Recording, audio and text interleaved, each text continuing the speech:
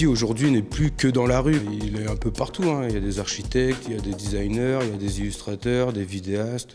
C'est un mouvement qui est riche. Faut plus le réduire au fait que ça soit des taggers ou autre. Aujourd'hui, on le voit partout, que ce soit à la télévision, dans les marques de luxe, dans les galeries, voilà, n'importe quel type de visuel, en fait, on retrouve des traces de graffiti maintenant aujourd'hui, donc ça nous entoure complètement, quoi. C'est un mouvement beaucoup plus riche que ça et je pense que c'est réducteur de le réduire juste à la rue.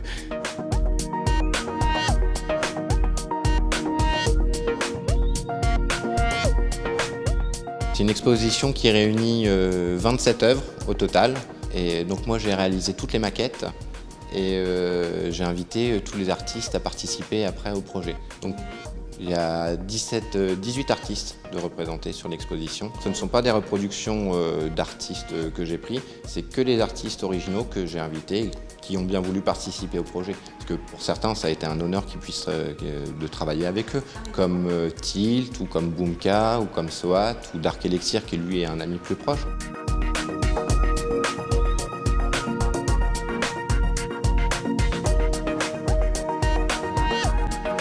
J'ai découvert le graffiti à Cherbourg lors d'un stage MJC à la Brèche du Bois. Ce que j'ai aimé dans cet outil, c'est la panel de couleurs et les moyens de dégrader, les moyens de petits traits. Enfin, c'est un outil qui est difficile d'utilisation et de pratique, mais qu'au final est superbe en fait.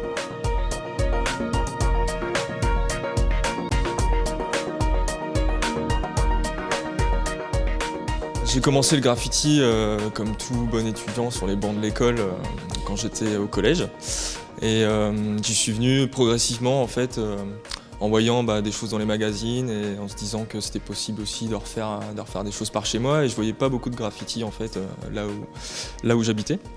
Donc du coup je m'y suis mis à Coutances.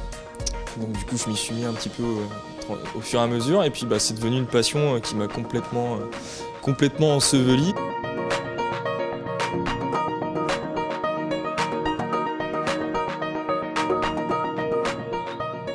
Moi, je sors d'exposition, j'ai été en exposition sur Paris, dans le quartier de Belleville, en galerie justement, et j'en sors.